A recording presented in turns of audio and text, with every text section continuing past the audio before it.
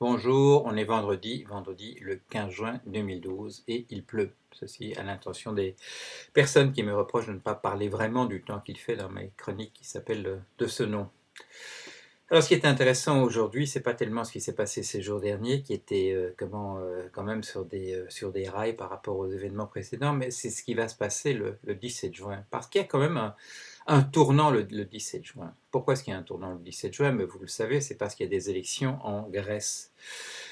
Élections en Grèce où un parti est monté dans les élections précédentes qui n'ont pas abouti à un gouvernement, mais c'est le parti qui s'appelle Syriza et qui est un parti dirigé par un monsieur qui s'appelle Alexis Tsipras. Et ce monsieur Tsipras a changé un peu la donne en Europe. En fait, il l'a changé, je dirais, assez essentiellement déjà sur le plan conceptuel, et il pourrait la changer de manière assez radicale si son parti arrive en tête lors des élections en Grèce dimanche, c'est-à-dire dans 2 jours. Pourquoi? Parce qu'il a dit la chose suivante, il a dit on ne veut plus jouer le jeu de la Troïka, ce qui est la Troïka, vous le savez, c'est un mélange, non, c'est une combinaison de l'Union européenne, de la Banque centrale européenne et du Fonds monétaire international. Et ces trois institutions tiennent le même langage, qui est d'ailleurs celui qui était tenu par le Fonds monétaire international depuis sa création, dans les années qui ont suivi immédiatement à la Seconde Guerre mondiale. Il y a deux institutions qui ont été créées, le Fonds monétaire international et la Banque mondiale. Et ces deux institutions ont représenté au niveau mondial une philosophie qui existait déjà, qui est la philosophie de la Chambre de commerce américaine. Et depuis, cette philosophie de la Chambre de commerce américaine dirige le monde par l'institution, par le biais de ces institutions que sont le Fonds monétaire international et la Banque mondiale. Alors, ce qui est intéressant, c'est qu'en général, si vous n'êtes pas pauvre et que votre économie est en bonne santé, vous n'avez pas affaire à ces gens-là. Ces gendarmes qui représentent donc un esprit bien particulier, c'est c'est la crématistique d'Aristote, c'est la philosophie spontanée des marchands, c'est-à-dire une représentation du monde où la seule chose qui représente, ce n'est pas ni le salut, ni le bonheur, etc., c'est de faire le maximum d'argent.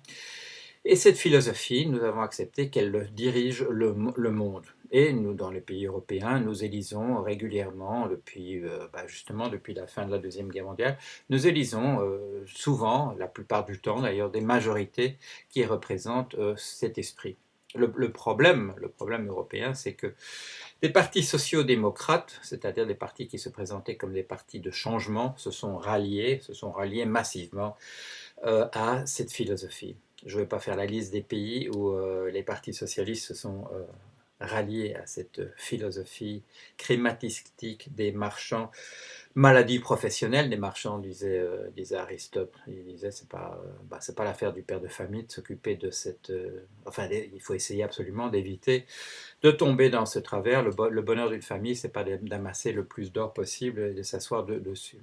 Alors, cette religion de l'or, elle est très répandue, je dirais, elle existait même avant le christianisme, comme vous le savez. Monsieur Moïse, quand il descendait de sa montagne, se plaignait déjà amèrement que aussitôt qu'il avait le dos tourné, ses ouailles, comment dire, ses compatriotes aillent révérer le dieu veau d'or. Et voilà. Donc c'est pas un vieux problème. La difficulté, c'est qu'à partir du 19e siècle, la fin du 19e siècle, et ça correspond d'ailleurs avec la légalisation de la spéculation, on a accepté de prendre ça comme une religion, une religion qui dirige le monde. Et on élit des gens qui représentent ça. Et quand il y a un problème en Grèce, on envoie des gens qui représentent cette idée-là. L'idée du veau d'or est d'essayer d'appliquer ça à des pays en difficulté économique. Alors, ce qui a changé la donne, et on verra si c'est confirmé ou non, je veux dire, si c'est confirmé, c'est si le parti de monsieur Tsipras, Syriza arrive en tête aux élections grecques, ce serait un coup d'arrêt donné à cela. Parce que, qu'est-ce qu'il a dit, M. Tsipras, et moi-même je me suis trompé au départ sur ce qu'il avait l'intention de dire. Il a l'intention de dire, il a dit, il faut pas, si nous on n'est pas d'accord, ça ne veut pas dire qu'on veut sortir de la zone euro, non, on veut rester dans la zone euro. On n'est pas d'accord justement avec cette religion du veau d'or. représentés par FMI, Banque mondiale et maintenant Troïka. On veut que ça change, on veut que ce soit fait autrement. Bon. Et d'une certaine mesure, il a déjà été écouté, puisque c'était quoi? C'était il y a une semaine, même pas, quand M. Mariano Rajoy, Premier ministre espagnol, a discuté avec justement avec ces autorités qui représentent les mêmes valeurs et le même pouvoir que la Troïka à propos d'un prêt qui serait fait à l'Espagne de 100 milliards, il a dit en fait un peu comme Monsieur Tsipras, il a dit oui, mais c'est pas, je les prends, mais parce qu'il doit y avoir une solidarité qui joue au niveau européen, mais ça ne veut pas dire que je vais aller dire à mon peuple espagnol qu'il faut s'aligner sur la religion du veau d'or. Bon, alors ça a un peu fait long feu, ça a un peu été pétard mouillé, son truc du week-end dernier. Pourquoi? Parce que bah, ils n'avaient pas fait attention à faire un texte qui tienne debout, etc. Parce que les institutions européennes telles qu'elles existent jusqu'ici, ils sont en train d'essayer d'essayer de changer ça, mais jusqu'ici, ça doit passer par les États, c'est-à-dire que les 100 milliards qu'on a donnés, il a fallu donner à l'Espagne pour qu'elle distribue à ses banques, et ça plombe encore davantage, bien sûr, l'Espagne, parce elle doit les rembourser un jour ou l'autre, donc voilà, les marchés n'ont pas aimé ça, ça augmente le risque que l'Espagne fasse défaut sur sa dette, ça encourage les agences de notation à dégrader sa note, et ainsi de suite. Mais enfin voilà, alors voilà où on en est. Il y a quelqu'un qui représente un parti qui dit il faut qu'on continue à jouer la pièce de l'Europe, mais il faut qu'on la joue autrement. On veut un changement dans la mise en scène. Voilà. Bon, quand je dis mise en scène, je ne veux pas dire que ce soit, comment dire, que ce soit de l'ordre du théâtre. Non, dans l'organisation, dans la direction dans laquelle on va. Alors, tout dépend un peu enfin non pas de un peu, tout dépend énormément de la manière dont les Grecs vont voter après-demain. S'ils font passer Nouvelle Démocratie en tête, ils vont encore essayer une fois de plus de recoller quelque chose avec le PASOK qui est un de ces partis socialistes de droite comme on a en Europe ces jours-ci, et qui voilà, ils vont essayer, comme ils n'arriveront pas, ça va faire traîner les choses, ça va encore plomber davantage, on va essayer d'imposer encore davantage le servage aux Grecs, etc., etc. Bon, alors, si le Syriza arrive en tête, il reçoit le cadeau qu'on reçoit en Grèce quand on gagne les élections, il reçoit 50 députés supplémentaires, et ils sont en position d'essayer de rallier une majorité autour de ces vues-là. Alors, ils auront tout de suite à leur côté, non seulement M.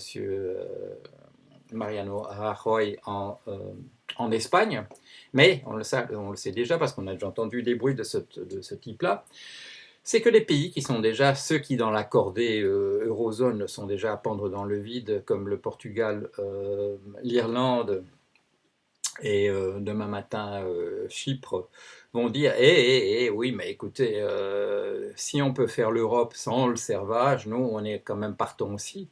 Il n'y a pas de raison qu'on impose le servage maintenant à nous. Les Grecs, si les Grecs n'en veulent plus, si les Espagnols montrent que c'est pas comme ça qu'on va faire les choses aussi, s'il pouvait y avoir un tournant justement dans les choses, la manière de voir les choses. Alors si vous êtes grec, après-demain, on vous regarde, voilà, il y a des époques où on regarde les Grecs pour savoir ce qui va se passer. Il y a eu des époques où tous les yeux étaient fixés sur la Grèce.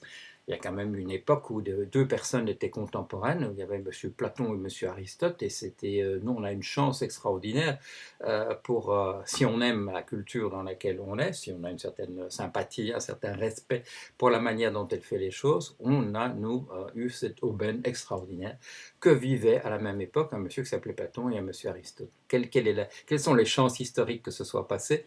Elles sont pratiquement nulles, bien entendu, parce que l'histoire c'est très très long, mais ils ont vécu au même moment, et ça a obligé M. Aristote de produire un système en faisant attention à ne pas répéter la même chose que Platon, parce qu'il y avait des erreurs évidentes, et nous en bénéficions tous. La pensée d'Aristote, c'est toujours la pensée qui constitue le cadre dans lequel on réfléchit, que nous réfléchissons nous.